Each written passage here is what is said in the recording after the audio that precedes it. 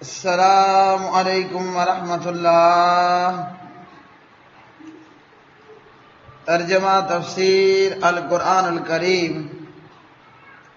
سبق نمبر 379، سورہ التوبہ، پارہ نمبر 11، آیت 94 تا 96۔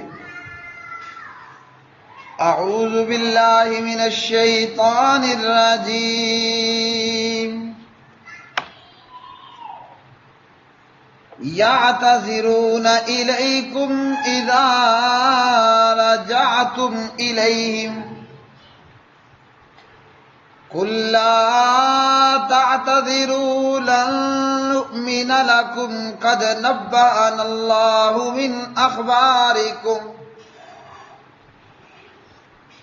وَسَيَرَى اللَّهُ عَمَلَكُمْ وَرَسُولُهُ ثُمَّ تُرَدُّونَ إِلَى عَالِمِ الْغَيْبِ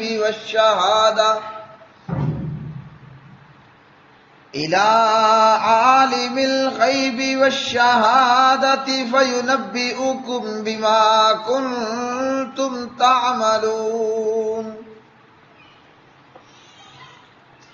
سَيَحْلِفُونَ بِاللَّهِ لَكُمْ إِذَا انقَلَبْتُمْ إِلَيْهِمْ لِتُعْرِضُوا عَنْهُمْ فَأَعْرِضُوا عَنْهُمْ إِنَّهُمْ رِجْسٌ وَمَأْوَاهُمْ جَهَنَّمُ جَزَاءً بِمَا كَانُوا يَكْسِبُونَ۔ يَحْلِفُونَ لَكُمْ لِتَرْضَوْا عَنْهُمْ فَإِن تَرْضَوْا عَنْهُمْ فَإِنَّ اللَّهَ لَا يَرْضَى عَنِ الْقَوْمِ الْفَاسِقِينَ۔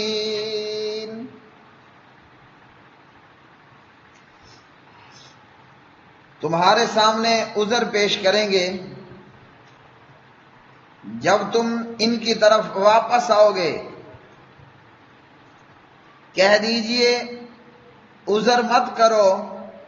ہم ہرگز تمہارا یقین نہ کریں گے، بے شک اللہ تعالی ہمیں تمہاری کچھ خبریں بتا چکا ہے، اور ان قریب اللہ تعالی تمہارا عمل دیکھے گا اور اس کا رسول بھی، پھر تم ہر پوشیدہ اور ظاہر چیز کو جاننے والے کی طرف لوٹائے جاؤ گے، تو وہ تمہیں بتائے گا جو کچھ تم کرتے رہتے تھے۔ ان قریب وہ تمہارے لیے اللہ تعالیٰ کی قسم کھائیں گے جب تم ان کی طرف واپس آؤ گے، تاکہ تم ان سے توجہ ہٹا لو، سو ان سے بے توجہی کرو، بے شک وہ گندے ہیں اور ان کا ٹھکانہ جہنم ہے، اس کے بدلے جو وہ کماتے رہے ہیں۔ تمہارے لیے قسم کھائیں گے تاکہ تم ان سے راضی ہو جاؤ، پس اگر تم ان سے راضی ہو جاؤ تو بے شک اللہ تعالی نافرمان لوگوں سے راضی نہیں ہوتا۔ یعتذرون، وہ عذر پیش کریں گے، الیکم تمہارے سامنے، اذا جب رجعتم تم لوٹو گے، الیہم ان کی طرف، قل کہہ دیجئے لا تعتذروا تم عذر مت پیش کرو، لن نؤمن ہرگز نہیں ہم یقین کریں گے، لکم تمہارا، قد تحقیق نبأنا اللہ خبردار کر دیا ہے ہمیں اللہ تعالیٰ نے، من اخبارکم تمہارے کچھ حالات سے، وسیرا اور ان قریب دیکھے گا، اللہ تعالیٰ عملکم تمہارے عمل، ورسولہ اس کا رسول، ثم پھر تردونا تم لوٹائے جاؤ گے الا اس کی طرف عالم جو جاننے والا ہے الغیب چھپی والشہادہ اور کھلی فینبئکم پھر وہ خبر دے گا تمہیں بما اس کی جو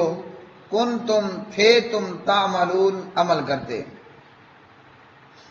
سیحلفون ان قریب وہ قسمیں کھائیں گے باللہ اللہ تعالیٰ کی لکم تمہارے سامنے اذا جب انقلبتم تم لوٹ کر جاؤ گے انقلبتم تم لوٹ کر جاؤ گے الیہم ان کی طرف لتعرضوا تاکہ تم درگزر کرو عنہم ان سے فاعرضوا پس تم درگزر ہی کرو عنہم ان سے انہم یقیناً وہ رجسن ناپاک ہیں ومأواہم اور ان کا ٹھکانہ جہنم و جہنم ہے جزاءم بدلے میں بما ان کے جو کانو تھے وہ یکسبون کماتے یحلفون وہ قسمیں کھائیں گے لکم تمہارے لیے لترضوا تاکہ تم راضی ہو جاؤ عنہم ان سے فإن سو اگر ترضوا تم راضی ہو جاؤ عنہم ان سے فإن اللہ تو یقیناً اللہ تعالیٰ لا یرضا نہیں راضی ہوگا عن القوم الفاسقین ان لوگوں سے جو فاسق نافرمان ہیں۔ پیارے بھائیوں اور میری بہنوں، آج کا یہ سبق قرآن مجید فرقان حمید، ان آیات بینات میں اللہ وحدہ لا شریک منافقوں کی بدنیتی بیان فرما رہے ہیں۔ اللہ رب العالمین منافقوں کے دلوں میں موجود نفاق کو ظاہر فرما رہے ہیں۔ اللہ رب العالمین منافقوں کے جھوٹے عذر پیش کرنے کے متعلق بتا رہے ہیں۔ فرمایا کہ جب تم واپس مدینے آؤ گے تبوک سے تو یہ منافق لوگ تمہارے پاس آئیں گے اور آ کر جھوٹے عذر بیان کرنے کی کوشش کریں گے کہ کوئی جھوٹا عذر بیان کرے گا تو کوئی کسی قسم کا جھوٹا عذر بیان کرے گا۔ دراصل یہ اللہ کی راہ میں اور جہاد میں نکلنا ہی نہیں چاہتے تھے اور اپنے منافقت کی وجہ سے اپنے گھروں میں ہی بیٹھے رہے۔ اب جب پیارے نبی علیہ الصلوۃ والسلام واپس پہنچے تبوک سے مدینہ طیبہ کو، اب منافقوں نے جھوٹ کا سہارا لیا اور مختلف جھوٹ گھڑ لیے اور جھوٹے عذر بہانے تراشنا شروع کر دیے۔ تو اللہ رب العالمین نے فرمایا کہ ان سے یہ کہہ دینا ہے کہ ہمارے سامنے اپنے یہ عذر بیان کرنے کی تمہیں کوئی ضرورت ہی نہیں ہے، مطلب ہم تمہاری کسی بات پر یقین کرنے والے ہی نہیں ہیں۔ کیوں؟ کہ اللہ وحدہ لا شریک نے ہمیں تمہارے ان بد اعمال میں سے کچھ متعلق بتا دیا ہے۔ اور پھر اللہ سبحانہ و تعالیٰ نے فرمایا ان قریب اللہ تعالیٰ بھی تمہارا عمل دیکھے گا اور اس کا رسول بھی، اور پھر تم اللہ عالم الغیب والشہادہ کی طرف لوٹائے جاؤ گے اور اللہ تعالیٰ تمہیں پھر خبر دے گا، بتائے گا، مطلب ذرے ذرے سے تمہیں آگاہ کرے گا۔ اب اس آیت کے اس حصے سے کہ اللہ تعالیٰ تمہارا عمل دیکھے گا اور اس کا رسول بھی، یہ کیا ہے؟ یہ منافقوں کو اخلاص کی طرف، منافقت سے اخلاص کی طرف پلٹنے کی دعوت ہے کہ اب بھی موقع ہے، اب بھی موقع ہے، بات ابھی بھی نہیں بگڑی اور ابھی بھی خرابیوں کو دور کیا جا سکتا ہے۔ پیچھے جو تم نے منافقانہ زندگی گزار دی سو گزار دی، آئندہ تمہیں پھر موقع دیا جاتا ہے کہ اچھے کام کر لو، اپنے اندر اخلاص لے آؤ، دل و جان سے ایمان قبول کر لو اور آئندہ کے لیے جہاد فی سبیل اللہ سے اور اللہ اور اس کے رسول کی اطاعت سے جی نہیں چرانا۔ تو اگر تم اچھے اعمال کرو گے تو تمہارا جو عمل ہوگا وہ ہمارے سامنے آ جائے گا اور وہ عمل اللہ بھی دیکھ لے گا اور اس کا رسول بھی دیکھ لے گا۔ اور اسی طرح آگے کی آیات کے اندر فرمایا کہ ایمان والے بھی دیکھ لیں گے، یعنی مومنین بھی تمہارے عمل سے واقع ہو جائیں گے۔ تو تمہیں پھر موقع دیا جا رہا ہے کہ اب جو ہو گیا سو ہو گیا، آئندہ کے لیے اپنے اعمال ٹھیک کر لو، اور اگر تم نے اپنے اعمال ٹھیک کر لیے، اللہ اور اس کے رسول صلی اللہ علیہ وسلم کی اطاعت کر لی، اور جہاد فی سبیل اللہ سے جی نہ چرایا، تو جب تم اچھا کرو گے تمہارے اچھے اعمال بھی سامنے آ جائیں گے۔ اور اگر آئندہ بھی تم نے دو نمبریاں اور دو رنگیاں کرنے کی کوشش کی تو یاد رکھ لو کہ اللہ کے سامنے بھی پیش ہونا ہے، اور اللہ وحدہ لا شریک ہر ظاہر پوشیدہ کو جاننے والا ہے۔ اللہ تعالیٰ ذرے ذرے سے واقف ہے، کوئی پتا نہیں گرتا مگر اللہ جانتا ہے، اور کوئی ذرہ جہاں موجود ہے اللہ وحدہ لا شریک اس کا جاننے والا ہے۔ اب یہاں سے بعض اہل شرک نے، کلمہ گو مشرکوں نے، بد عقیدہ لوگوں نے، قبروں مزاروں اور مردوں کو پوجنے والوں نے کیا نتیجہ اخذ کرنے کی کوشش کی کہ اللہ بھی ہمارے اعمال دیکھ رہا ہے، اور رسول پاک علیہ الصلوۃ والسلام بھی ہمارے اعمال کو دیکھ رہا ہے۔ تو یہاں سے ایسا ثابت نہیں ہوتا۔ اس آیت کے اس حصے سے یہ لوگ پیغمبر کو عالم الغیب مانتے ہیں۔ ان کے عقائد کے اندر خیر آگے اور بھی بہت کچھ ہے کہ پیغمبروں کے ساتھ یہ جناب علی رضی اللہ تعالیٰ عنہ کو اور دیگر بزرگوں کو بھی عالم الغیب مانتے اور کہتے ہیں، اور یہ کہ اللہ کے علاوہ کسی اور کو عالم الغیب و شہادہ کا ماننے والا وہ بندہ پرلے درجے کا مشرک ہے۔ اللہ وحدہ لا شریک ہی عالم الغیب و شہادہ ہے، ہر غیب اور پوشیدہ کا جاننے والا اللہ ہی ہے، اور وہ جو پوشیدہ ہے، وہ جو غیب ہے، وہ ہمارے لیے غیب ہے۔ اللہ کے لیے تو ہر چیز ہی شہادہ ہے، اللہ کے لیے تو ہر چیز ہی ظاہر ہے۔ ہم زیادہ سے زیادہ کسی چیز کی سامنے کی صورتحال سے واقف ہو سکتے ہیں، لیکن اندر موجود کیا ہے اس سے ہمیں واقفیت نہیں ہے۔ تو جن کلمہ گو مشرکوں نے کہا کہ پیغمبر بھی عالم الغیب ہے، کہ اللہ تعالیٰ نے بتایا کہ ان قریب اللہ تمہارا عمل دیکھے گا اور رسول بھی، تو قرآن کی آیات سے ان کلمہ گو مشرکوں کا یہ بد عقیدہ مسئلہ ثابت نہیں ہو رہا، اس لیے کہ اس آیت کے شروع میں ہی اللہ تعالیٰ نے فرما دیا کہ جب تم مدینے واپس پہنچو گے تو یہ منافق تمہارے سامنے آ کر عذر بیان کریں گے، جھوٹے بہانے بیان کریں گے، تو ان سے کہہ دینا کہ اپنے جھوٹے عذر ہمارے سامنے عذر مت پیش کرو، اللہ ہمیں تمہاری خبروں کے متعلق بتا چکا۔ اگر پیغمبر عالم الغیب ہوتا، اگر بزرگ عالم الغیب ہوتا تو یہ آیت یہ کیوں کہتی کہ قد نبأنا اللہ من اخبارکم، اللہ ہمیں تمہاری کچھ خبریں بتا چکا ہے۔ تو کون ہے عالم الغیب؟ عالم الغیب وہ اللہ وحدہ لا شریک ہے۔ اگر پیغمبر بھی عالم الغیب ہوتا تو یہاں قد نبأنا اللہ نہ ہوتا۔ کیا مطلب؟ منافقوں کے دل میں کیا ہے،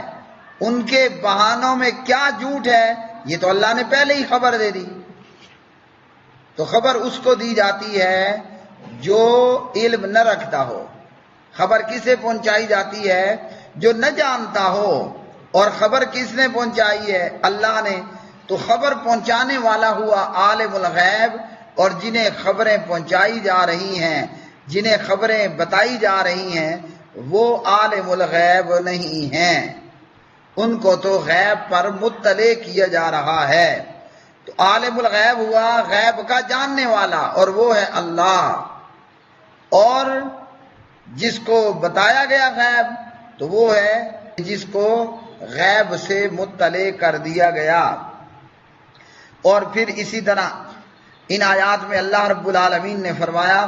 کہ پھر تمہیں اللہ کی طرف لوٹایا جائے گا، اور وہ کون ہے وہ ہے عالم الغیب والشہادہ، ہر پوشیدہ اور ظاہر کو جاننے والا ہے۔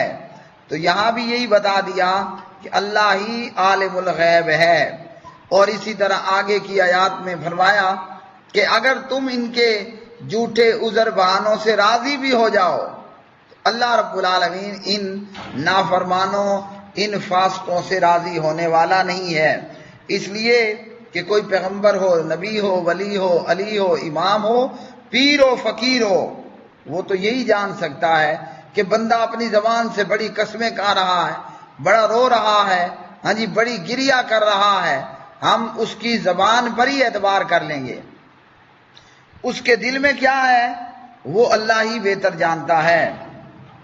تو اللہ رب العالمین نے منافقوں کو اخلاص کی طرف واپس آنے کی دعوت دی، اور کئی ایک منافقین واقعتاً اخلاص کی دولت سے سرفراز بھی ہوئے، انہوں نے منافقت کو چھوڑ دیا اور وہ پکے سچے مسلمان بن گئے۔ فرمایا یہ تمہارے لیے قسم کھائیں گے کہ تم ان سے درگزر کر لو، تو فرمایا کہ ہاں ان سے درگزر کر لو، مطلب یہ ہے کہ ان کے ان اعمال سے چشم پوشی کرو، درگزر کرو، موقع دو، ان کو موقع دو کہ سنبھل جاؤ اور سدھر جاؤ۔ اور دوسری مرتبہ فرمایا کہ درگزر کرو، تو مطلب کہ ان سے درگزر بھی کرنا ہے، اور ان منافقوں اور جہاد سے پیچھے رہ جانے والوں، اللہ اور اس کے رسول کی اطاعت نہ کرنے والوں کے ساتھ قطع تعلقی بھی کر لو۔ اور کیوں کرنا ہے قطع تعلقی؟ اس لیے کہ یہ منافق ہیں ہی گندے، یہ ہیں ہی ٹوٹل گندگی ہے، کہ ان کے اعمال گندے، ان کے عقائد گندے، ان کی سوچ گندی، ان کا نظریہ گندا۔ تو فرمایا کہ ان سے چشم پوشی کرو، انہیں موقع دو، اور ایسے لوگوں سے قطع تعلقی کر لو کہ گندے اعمال اور گندے عقائد کے لوگوں کی صحبت اختیار نہیں کرنی۔ کیوں؟ کہ وہ جیسے کہا گیا نا، نیک کی صحبت سے بندہ خود بھی نیک بن جاتا ہے، اور گندوں کی صحبت سے کیا ہوتا ہے؟ بندہ گندا ہو جاتا ہے۔ گندوں کی مجلسوں کو اختیار کرنے سے بندہ گندا ہوتا ہے۔ اب میں سارا دن اگر مسجد میں ہوں تو میرا ایمان اچھی حالت میں ہے، اور جب میں بازار نکلوں گا یا گندوں میں جاؤں گا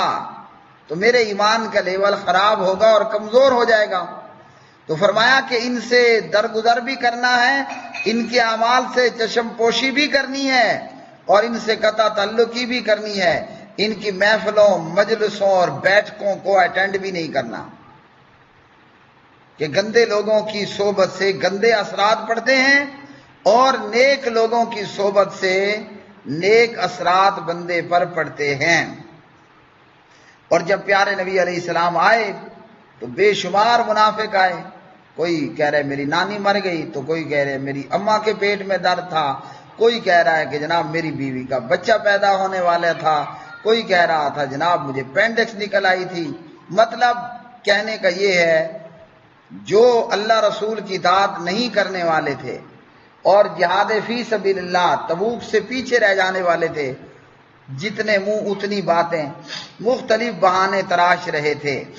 اور نبی علیہ الصلوۃ والسلام جو وہ منہ سامنے کہتے وہ مان لیتے اور ان کو پرے دفع کر رہے ہوتے، سوائے 3 مخلص پکے مسلمانوں کے، جن کا پہلے ذکر ہو چکا کہ انہوں نے کوئی جھوٹا عذر بیان نہیں کیا، انہوں نے جہاد سے پیچھے رہ جانے کے اس اپنے عمل کے اوپر واضحتاً تسلیم کر لیا کہ ہم سے سستی ہوئی، نالائکی ہوئی، کمی کوتاہی ہوئی، اور ہم جہاد میں آپ کے ساتھ شامل نہ ہو سکے۔ حضرت کعب بن مالک اور اسی طرح مرارہ بن ربیع اور حلال بن امیہ رضی اللہ تعالی عنہم اجمعین،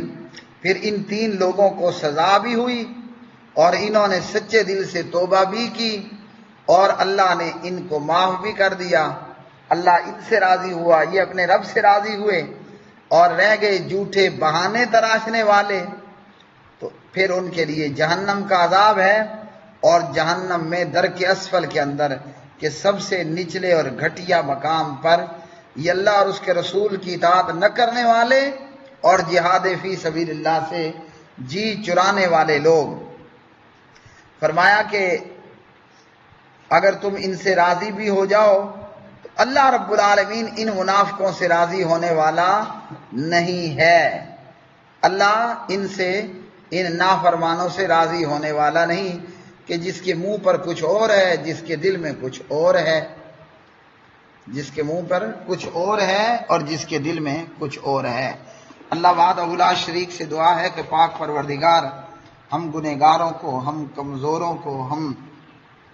سیاہ کاروں کو یہ توفیق عطا فرمائے اور اپنی مدد کے ساتھ اپنے اور اپنے پیارے نبی اور پیارے حبیب جناب محمد الرسول اللہ صلی اللہ علیہ وسلم کی اطاعت کرنے کی توفیق عطا فرمائے، اور اللہ تعالی ہمیں بچائے کہ ہم اللہ کی راہ میں لڑنے، جہاد فی سبیل اللہ سے جی چرانے والے ہوں۔ وآخر دعوانا ان الحمد للہ رب العالمین۔